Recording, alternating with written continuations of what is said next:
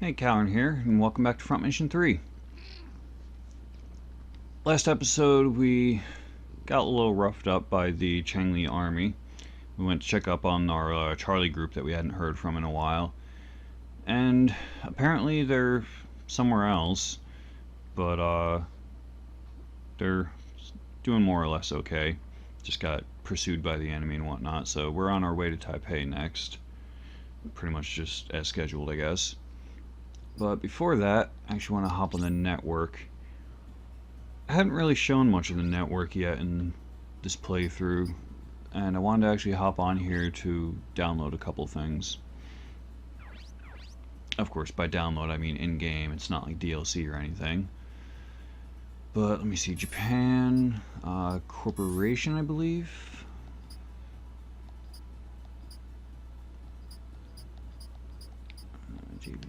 No, maybe it was government then.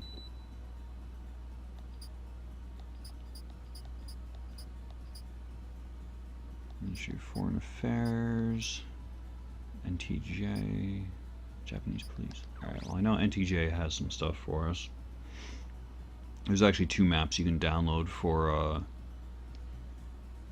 whatchamacallit, the simulation project. I think one of them actually needs a password. I gotta double check that. Let me see.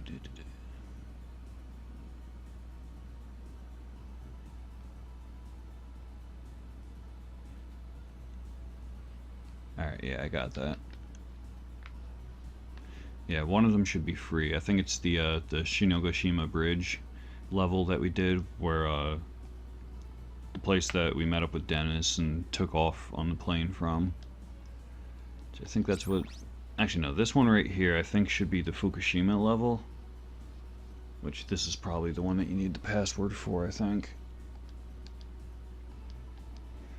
At least I think this is the Fukushima level. Rendered model of the city can be downloaded. Download the password. Alright, so let me see if this is the one I was thinking of. Should be SINTJ.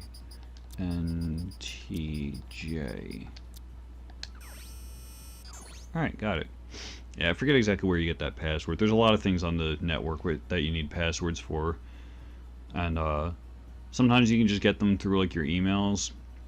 And other times you actually have to look around a bit. The one Spender's website, Armoredkin, I think, they actually have like a bulletin board on there you can go check out, and sometimes people just post passwords for stuff, because I mean a lot of the Spenders, you know, they're, as they say, it's another sort of name for hackers, or hackers for hire, I guess. So they go on there and just, like, you know, in their travels hacking into various websites, they find passwords to different websites and post them on there. So throughout the game you can kind of go check in on there and get passwords for various websites. Sometimes it's for download, sometimes it's just for information that's like related to the lore of the series or whatever. Alright, so that should have been the Fukushima simulator, which by the way is like way higher level than what I am right now, so there's no way in hell I can go in there and actually deal with anything. And this right here is the Shinogashima Bridge, so we can download the model of that for the simulator. That I think should be free. Yeah. And there's actually one other thing I can download, but I don't think it's of any importance right now. And I didn't mean to click that. Back out of here. Yeah, I think I mentioned previously there's other modes of the simulation. Because you start off, it's just, I think it's just referred to as like tutorial or something. But I know there's, I might actually not be able to, yeah, Armoredkin Teihoku. Yeah, because now I need the link to the Iguchi Corporation in order to get, I think it's the training mode for it. For some reason I don't seem to have the link to that. I could have sworn someone sent it to us in the email, but I guess not, unless I'm just not reading things correctly. But anyway, does Australia have anything for us? Jade Metal Lyman, and whatever DCN is. I think it's a news group. Singapore, I believe, should have one of the other things I need. Yeah, Popal Industries here. Software. Or Popal or Papel or whatever. Papal, I don't know. Download. Battle mode. Yeah, this you have to actually pay for. Yeah, battle mode's better than the training mode anyway, so battle mode's, yeah, you can gain experience and ace points in simulations. Yes. Cost 600, I got plenty of cash. And you got like software here you can get, but a lot of that's not really important unless you spend a lot of time on the network. So now I have a better version of training I can do on there. I believe I can also learn battle skills with that one. Yeah, you got Moneymaker's website, whatever.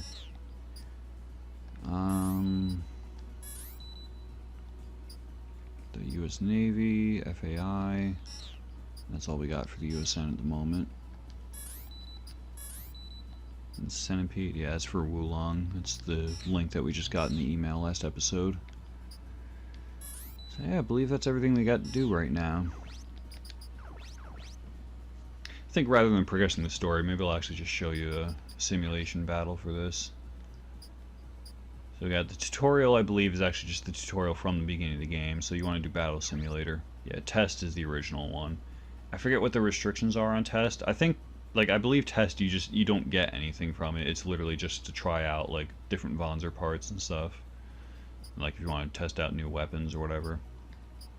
But Real Battle, like I said, you get all sorts of stuff from it. Yeah, Tal Base, I think I got from the, I want to say it was the operator on the, whatchamacallit, back when we were on the naval carrier or whatever, the big ship, when we were trying to find where Midas was. I believe the operator on there gave me the Tal Base mission. Because you start off just with the JDF test facility as your default training thing. And then all the other stuff you have to unlock by like talking to NPCs or looking around on the network. So we just got the Shinogashima Bridge, and Tal Base I got, and Fukushima I just downloaded, but Fukushima's way later, so I don't feel like getting my ass kicked right now. Yeah, it's nice though that you can get it early on, because that's actually like really nice for just building up various battle skills and stuff later on. Like if you get to a point where like you're just able to handle it, especially if you have certain battle skills that allow you to, then it lets you really level the crap out of your battle skills, or your ace pilot skills, I guess. Leveling up your weapon classes basically, because like you can just go in and like shoot something once and you get like a ton of experience early on. But we'll go do Tal Base, I guess. Yeah, also depending on whether you're doing test mode, training mode, or real battle mode, I think the enemies that show up in the missions change also. Because like here in real battle mode, I believe there's at least a chance that the guy with the laser shows up again, like he did in the, well, not this exact mission, but during the Tal Base part of the game. Which doesn't look like he's here. He's normally up by the entrance or exit or whatever over there. So we just got a bunch of normal Vonzers to deal with. And let's see. Alright, we'll just throw everyone around wherever. Starting points are all kind of scattered across the level anyway. So we got a Missiler up here. We'll jump Kazuki up there and punch the crap out of him. Come on. There we go. Tackle 1. Sure wish he'd learn Tackle 2. I kind of actually want to change out his main body. It's like sucking up a lot of his weight capacity or whatever.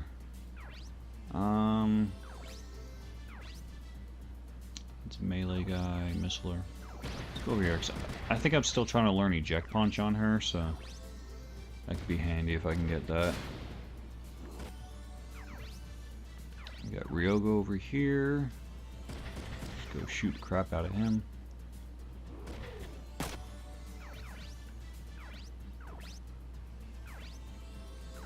We got a melee guy there.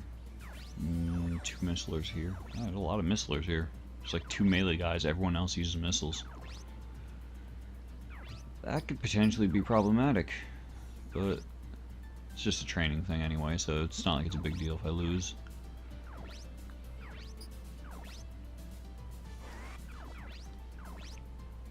I guess we'll go ahead and use a missile on the melee guy. Zoom 2 learned again. Not that I really needed it, but yeah, Dennis needs more battle skills too. Like, he's not really... Yeah, like right now he has Zoom 2 and skill +3, and like that's pretty much it. Yeah, definitely use a shield against melee. That's gonna hurt like hell. And against a missile, why not? Yeah, the way that I have like Emma set up usually, or any of my missilers, is basically just like spam your shield in between turns. Well, he's just attacking with that. We'll use melee. And got ejected. Wonderful. I swear the hard blow for some reason has like a higher status chance or something, like higher chance of ejecting or stunning or whatever. Yeah, of course, whenever you reboard your Vonzor, you have to redistribute your AP for the upgrades.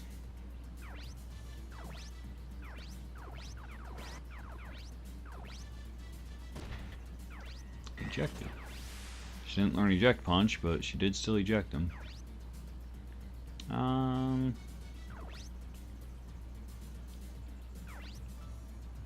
Yeah, why not? Let's go shoot at him. Double shot. Nice. If he turns this into a chain, I could probably kill this guy in one turn. Nope, just double shot.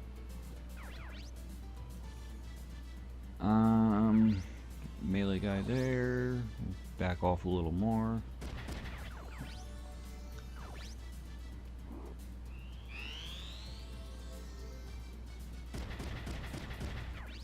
Ooh. Use a shield.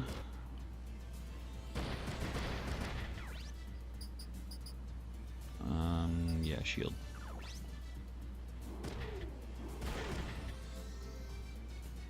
And your shield arm can take one more hit, so. Double assault.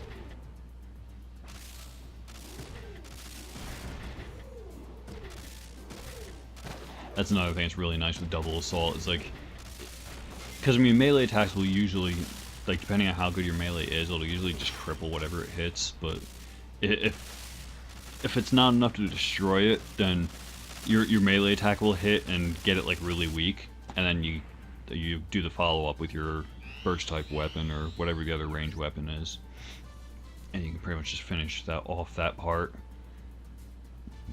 So if, for example, in that case, you know, just melee, just take out the majority of its health in the body, and then the shotgun just wipes out the rest. Technically, you can actually use double assault with like a sniper, so if you go like melee and sniper, and that can be pretty interesting, because snipers, like, or rifles or whatever, can do like the same amount of damage as a melee attack. But like, I don't know, I feel like it's kind of like weird to do that, because rifles are intended to like pick enemies off from a distance, so it seems kind of weird to be using them at melee range. But I don't know, I mean, it's an option. And this guy is melee, so let's just stand up here and shoot down at him. Haha, you can't counter. And now he's dead. And so you get that guy here. Yeah, go ahead.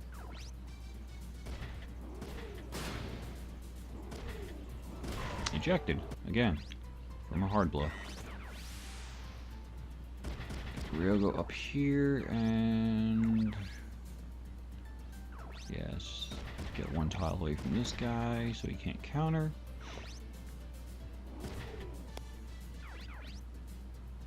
And Dennis is over here still. And it looks like none of these guys have armor upgrades, so let's see, how far am I from hitting him? Oh, nice, only have to move once. Start bombarding him from the other side of the map.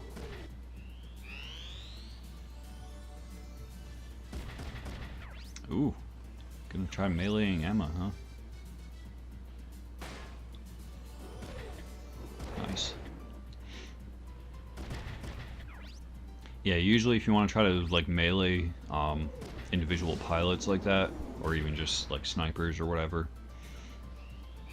that's where it's usually better to use like the baton type weapons, for example, because they have a higher base accuracy. So at least then you have a higher chance to hit, and like either way, melee hurts like hell against just a little individual person like that. And now Kazuki just has to try to catch up with everyone. Emma will get back in here, turn on all your stuff, and I guess switch to impact. She's not really getting hit by missiles or anything, so. And we'll attack this guy and hopefully finish him off. Nice.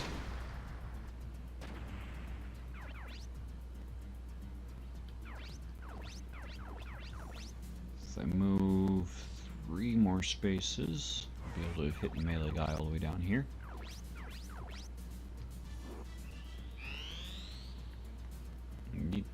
Two missiles over there still just aren't doing anything. Yeah, shield. Yeah, a bit later in the game you can actually unlock an attack, like it's actually a shield attack, like literally that's what it's called. And shield attack is actually like, I believe it turns out to be like stronger than tackle even. Like shield attack 3 by the end of the game is just absolutely ludicrous amounts of damage.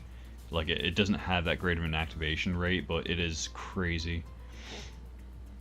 Like, I mean, like, tackle already pretty much. I mean, like, there's a tackle 3 by the end of the game, and that does really good damage too, but, like, shield attack 3 is just insane. So there is actually, like, an offensive advantage to having a shield. I mean, like, it's counted as just a melee attack, I believe, so, like, you have to have a shield and melee, I think. And, like, I don't think it's strictly a counterattack either. So it's like you have to have a shield and melee, and if you're countering, you have to counter with melee in order to get it to trigger. Otherwise, just you have to attack with your melee weapon, and there's a chance that the shield attack will trigger. My guy's melee. I don't really feel like messing with him at melee range. Although it's kind of my only option at the moment. Get Ryogo to try to pick off his arm. Double shot. Or kill him, whatever. Move Dennis over here and start hitting these guys with missiles.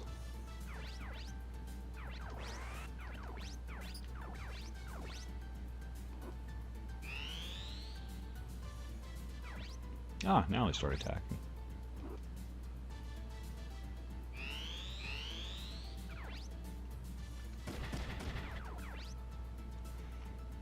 Oh, they got machine guns too. Yeah, whatever. We don't get the first turn because he's got a gun, but that's alright. Ah, Kazuki, just fucking learn Tackle 2 already.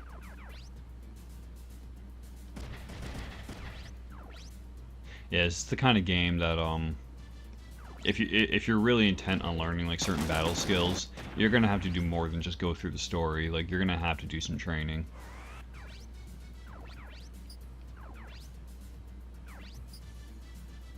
Oh, he's out of ammo. Right. I was wondering why I wasn't able to use it because he has 10 AP.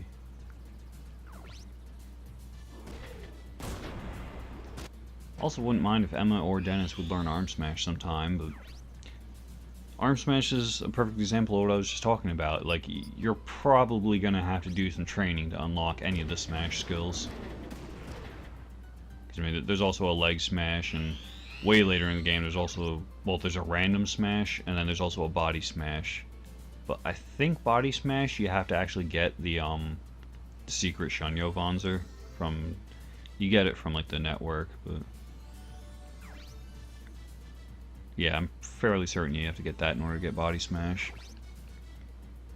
But Body Smash obviously is, you know, super OP. It's just an instant kill.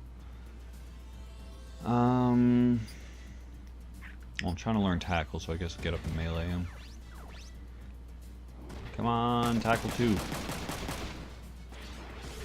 Stun punch. Alright. I'm also trying to learn eject punch, too. Surrendering. Well, yeah, this is the thing that, surrendering doesn't matter in training. Like, if you make them surrender, you don't get their Vonzer or anything, so you're better off just trying to destroy them in training. That was the right arm, too. Like, he still had his missiles, and he's already surrendering. It's unusual. But yeah, I mean, that's training, so you get your experience and your ace levels go up and whatnot, and you still get prize money, which I think is, it might be just a flat amount. I don't think it's based on your ranking or anything. I mean, you see there's not an actual ranking screen, so I think the prize money is just a flat amount dependent on what level you're playing. Although it also might depend on like how many enemies are in the level, because like for example, if I got the version of that level with the laser guy, then I think I would have gotten like 1,000 something rather than 750. But yeah, so that's the simulations you do. Unfortunately, I didn't learn anything new from it.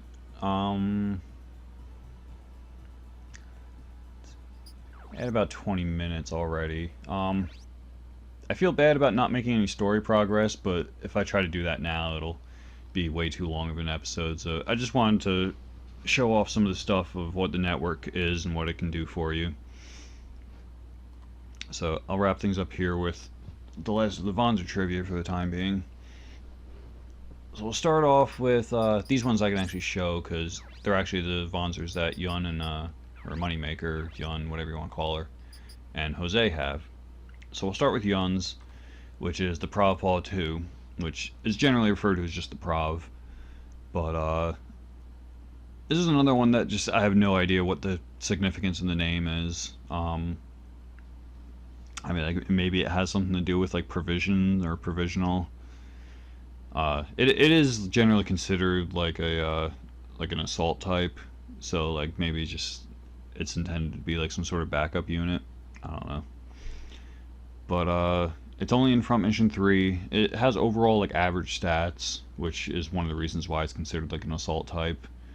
And it's apparently used as like a sort of marine defense unit because of its hover legs, so it can hover over water. Which I have to show you that sometime whenever I find it. Whenever I find a battle that I can actually do that in. Pravpaw is made by Popel Industries from OCU Singapore. And its battle skills, the body has this skill called Auto 2. There's an Auto 1 and an Auto 2, obviously. But nobody really seems to know what the hell they do. I mean, like, there's the Auto Counter skill, there's like that Pilot Eject or whatever. Just Auto, nobody knows what it is or how to unlock it, really. At least as far as I've seen. But its arms, as you've seen already, have Double Shot 1, which is just if you have two of the same ranged weapon equipped, you use both of them. The Double Shot 2 you get later on, and that's actually for if you have two different ones, so you can have like a shotgun and a machine gun, and you use both of them.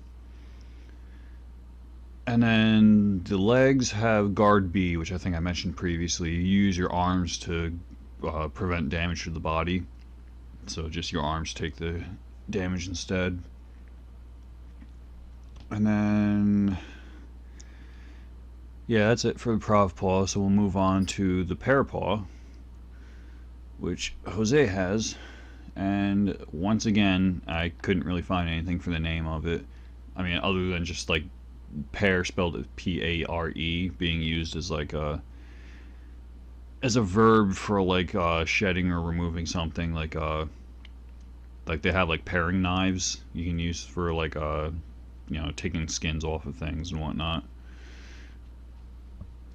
Generally speaking, I think it was like the official definition for pare.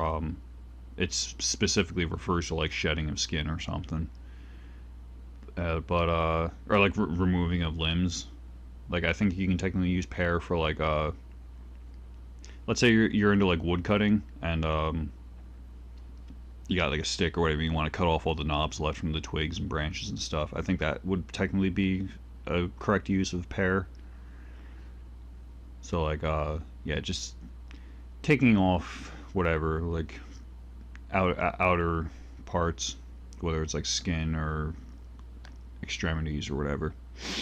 And the only significance I can see for that really for this model is just that it's considered like a sniper model. So like just kind of like, you know, picking off parts of the enemy from a distance and stuff maybe. I don't know. But it's in the model is in Front Mission 3 and Front Mission Online. And it's another one made by Popple Industries from OCU Singapore. And there's a little bit of extra trivia. Apparently the Parapol has never been seen piloted by anyone other than Jose. Like, you never see enemy pilots using it, like even unnamed ones. Like, just Jose apparently is the only character to actually pilot one. But as far as battle skills go, the body has enemy accuracy down 1, which just lowers their accuracy upgrade by 1 level. Its arms have a pretty awesome ability that I might actually try to get on someone. It's a topple shot. What it does is it knocks down the enemy, and I believe when it knocks them down, it prevents them from counterattacking or anything for that turn. I'm not sure if it stays for like their entire battle phase, or if it's just for like that one turn. I know in Front Mission 4, once you knock down an enemy, they stayed knocked down for the remainder of that phase, but I'm not sure about in Front Mission 3. But yeah, you knock them down, and it also reduces their AP by half, which is just really nice because then it makes it so that they can't do like as much during their next turn, and it makes it harder for them to counterattack and everything. Which, if you combine that with the confusion status effect, that's actually really nice. So a really nice way of just like disabling the enemy from doing anything. But yeah, the legs have evade 1, which all that is just it increases your evasion upgrade by 1 level, at least for like the 1 turn or whatever. And that's pretty much got us up to date on Panzer trivia, so that'll probably be gone for a bit until I run into some new models. And I believe that'll be it for this episode. Might be a little on the short side, and again, I apologize for not making any actual progress this episode, but wanted to do something a little different for this episode. But I'll cut this off here, and next episode we'll be back with, what was it, we're going to Taipei next, I believe? Either that, or we're just going to meet up with the other group that was Marcus's group. Either way, I'll be back in a bit with some more, so I will see you around.